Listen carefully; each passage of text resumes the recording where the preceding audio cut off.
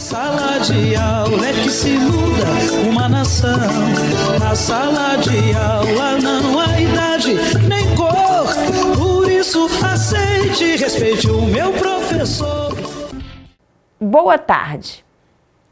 Hoje vamos falar de um assunto delicado e importante: alimentação escolar, muito além da merenda. Talvez você não saiba, mas a alimentação escolar vai além da simples merenda. É fundamental para o desenvolvimento e aprendizado das crianças. Em muitos países, como a Finlândia e o Japão, a alimentação escolar nas escolas é tratada como uma prioridade, contribuindo diretamente para o sucesso acadêmico.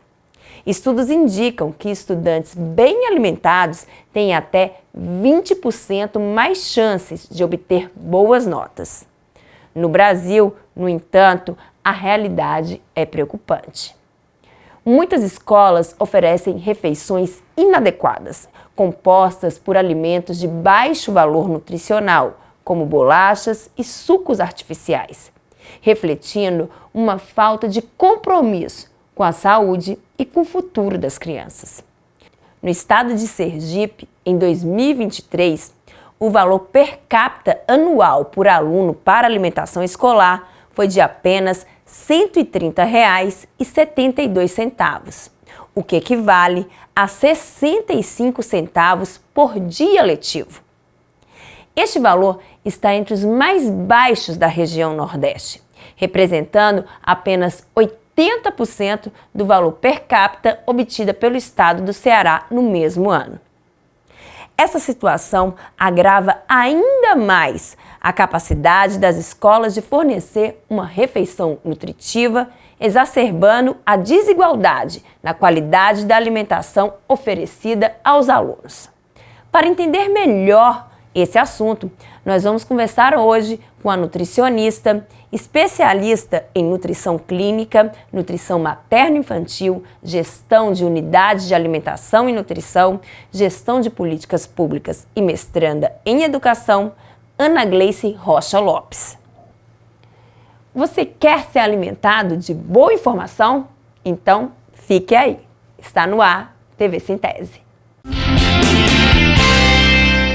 O Sintese está promovendo as pré-conferências regionais como parte da preparação para a conferência estadual com o tema Por uma política de valorização do piso salarial na carreira em substituição à premiação por resultados. Durante o mês de agosto, professoras e professores de todos os municípios sergipanos se reunirão nas pré-conferências para debater o tema. No último dia 17, foi a vez da Regional Sul realizar seu encontro. O evento ocorreu na subsede do Sintese, na cidade de Estância, e contou com as palestras dos professores Ângela Albino, UFPB, e Luiz Carlos Tavares, SEDUC de Alagoas. Professora, por que é importante a pré-conferência, a Conferência Estadual de Educação para a luta do magistério?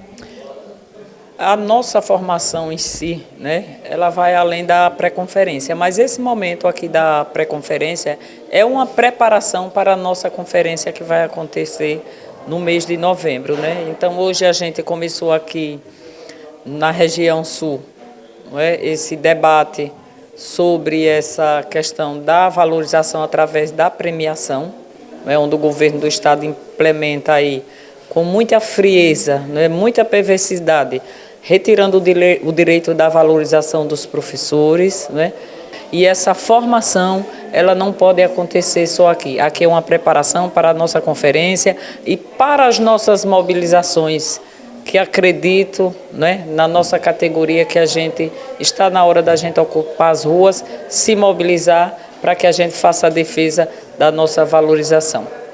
Professora, qual é o papel e a importância de formações como essa para a luta do magistério? Primeiro que a formação é importante em todas as instâncias, mas o sindicato ele cumpre uma função formativa muito importante, principalmente do ponto de vista da conscientização de temas que são temas relevantes para o desenvolvimento da profissão, sobretudo profissão docente. Então, hoje, os professores, eles basicamente não contam mais com processos de formação continuada, né, em suas redes.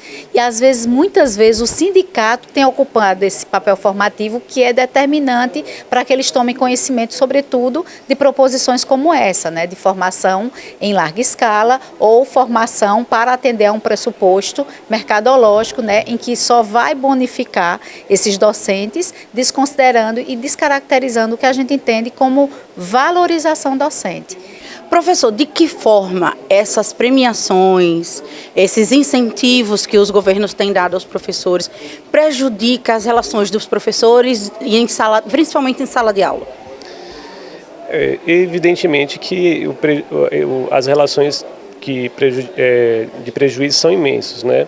Mas dentre eles o fato de se inserir dentro da escola, do sistema educacional como um todo, esse senso de meritocracia, esse senso de competitividade entre eles, que de alguma maneira acaba contribuindo decisivamente no produto final do ato pedagógico, do processo de ensino-aprendizagem, que de alguma maneira vai se revelar como um elemento não interessante para a formação dos nossos alunos. No dia 20 de agosto, professores e professoras da Rede Estadual de Ensino se reuniram em Assembleia Geral no Contiguiba Esporte Clube para avaliar as últimas ações de luta. Veja o que foi deliberado em entrevista com o nosso presidente, professor Roberto Silva. Durante o encontro, também foi discutida a pauta do magistério estadual e os encaminhamentos para os próximos passos. Além disso, um dos temas centrais da discussão foi a devolução dos 14% confiscado dos aposentados pelo governo de Sergipe. Professor Roberto, quais os encaminhamentos da Assembleia de hoje? Veja, nós deliberamos por 2 dias de paralisação, dia 26 e 27, com agenda de luta tanto no dia 26 quanto no dia 27.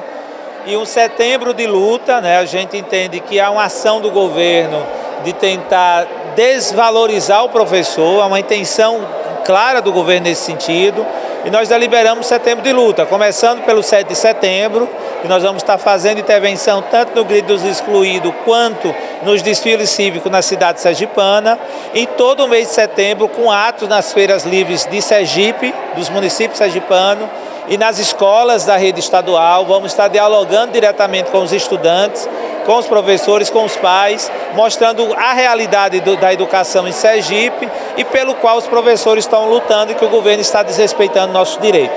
A gente espera que nesse processo haja bom senso, negociação por parte do governador e do secretário Zezinho Sobral, para que de fato o magistério possa avançar nos seus direitos. E qual a programação dessa segunda e dessa terça?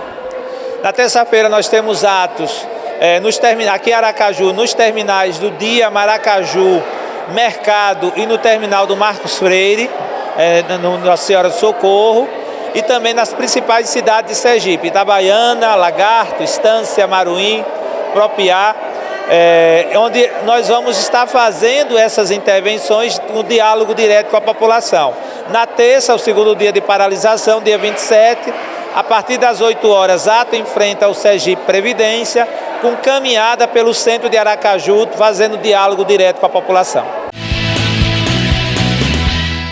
Como anunciamos na escalada do programa, hoje o tema da nossa entrevista especial é a alimentação escolar, muito além da merenda. E para debater este assunto, com a gente está aqui no nosso estúdio a professora Ana Gleice, nutricionista, especialista em nutrição clínica, nutrição materno-infantil, gestão de unidade de alimentação e nutrição, gestão de políticas públicas e mestranda em educação. Boa tarde, professora Ana, tudo bem? Boa tarde, Luana, tudo bem?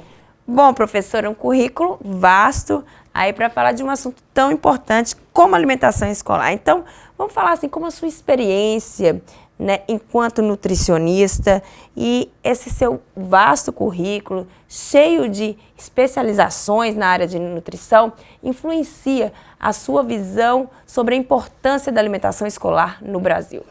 Veja, Luana, a questão da alimentação escolar no Brasil, ela é importantíssima, né? A alimentação é a base de qualquer desenvolvimento, principalmente do educando, né? A gente sabe que com a alimentação saudável, esses alunos, esses estudantes, eles vão conseguir ter um desenvolvimento tanto cognitivo quanto acadêmico, muito melhor. Então é imprescindível a questão da alimentação saudável. Ana, considerando aí a sua especialização em nutrição materno-infantil, quais são os impactos de uma nutrição inadequada no desenvolvimento cognitivo e escolar das nossas crianças? Veja, Luana, uma alimentação inadequada, ela seria uma alimentação baixa em nutrientes. Então, essa alimentação baixa em nutrientes, ela vai ocasionar uma deficiência de minerais, como zinco, como ferro e vitaminas. E o que vai acontecer com esse estudante? Ele vai ter uma baixa concentração, né, no decorrer das aulas, um déficit de atenção, né, e um desempenho escolar que vai ser, por vezes, fracassado.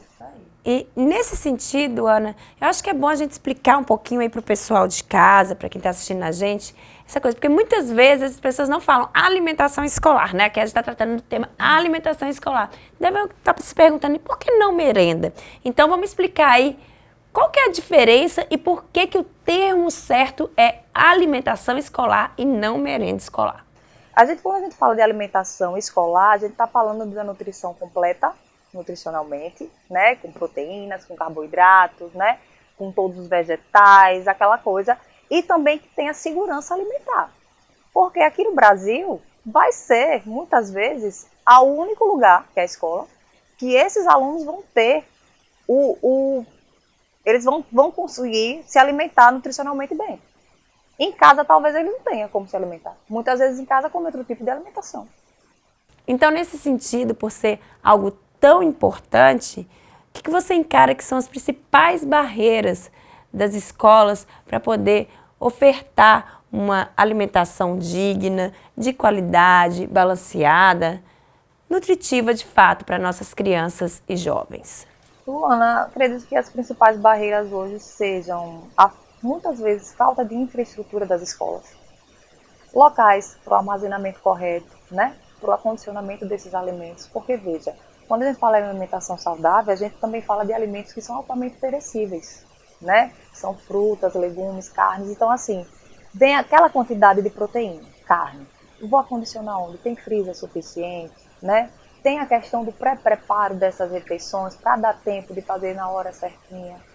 Tem que ter a capacitação dos manipuladores de alimentos. Isso é muito importante, porque são eles que vão estar ali fazendo a comida, sabendo o que está preparando, né?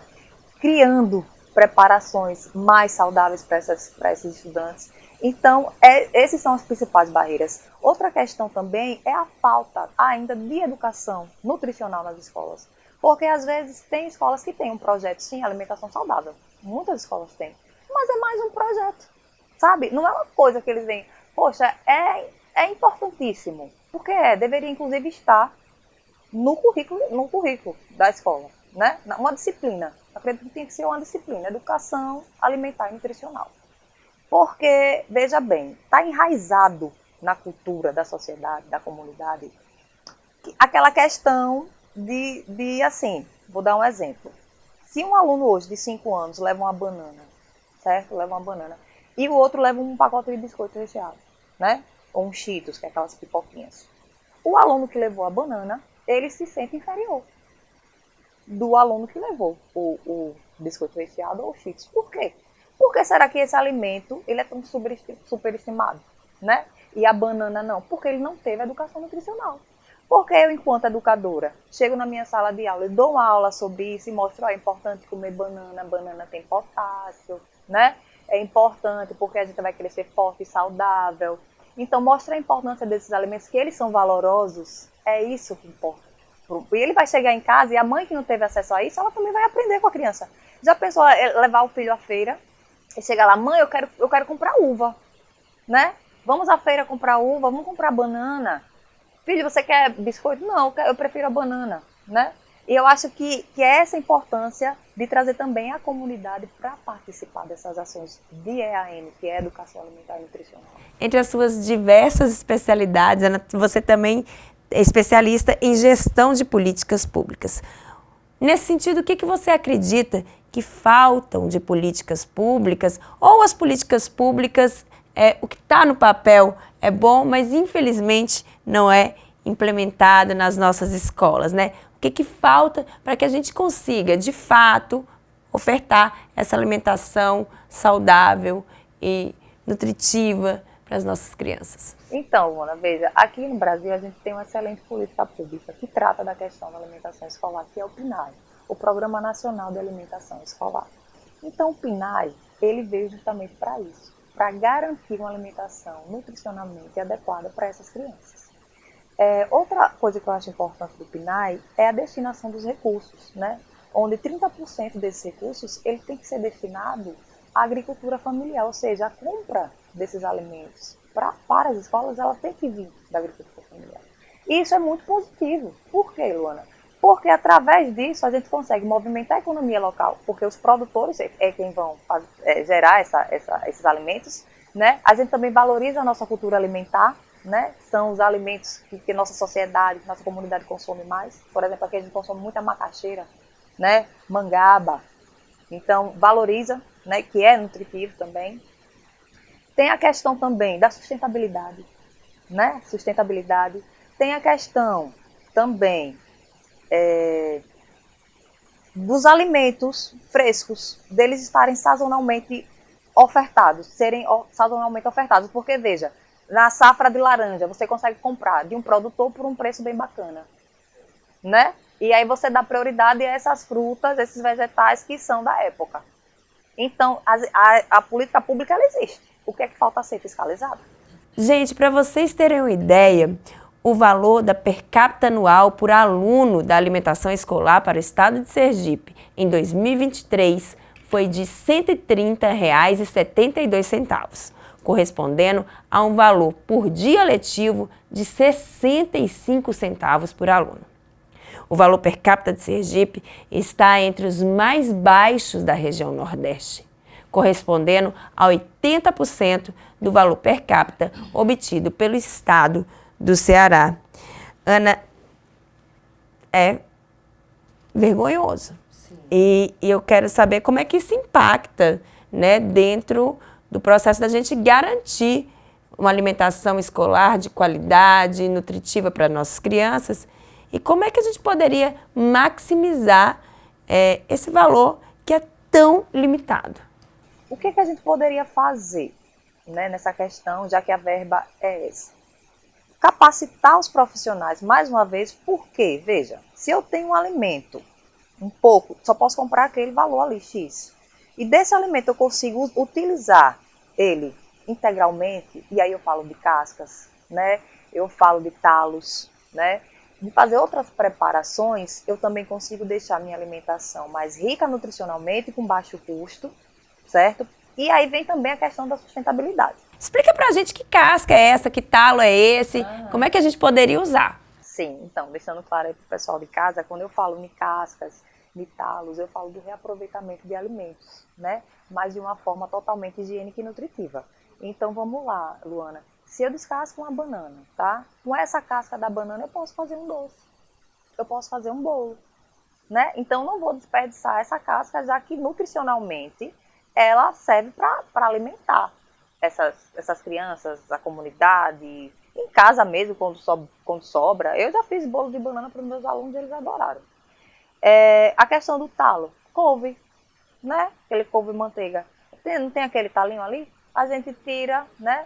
Você pode refogar, né? Colocar na sopa, incrementar uma sopa, fazer um suco para as crianças, deixar mais nutritivo.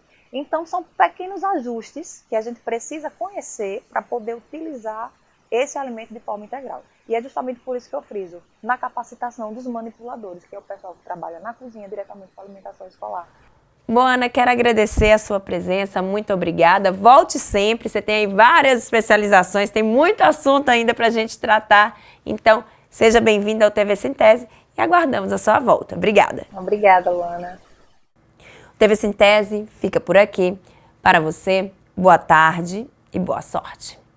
Professores, protetores das crianças do meu país, eu gostaria de um discurso bem mais feliz, porque tudo é educação, pregar o conhecimento.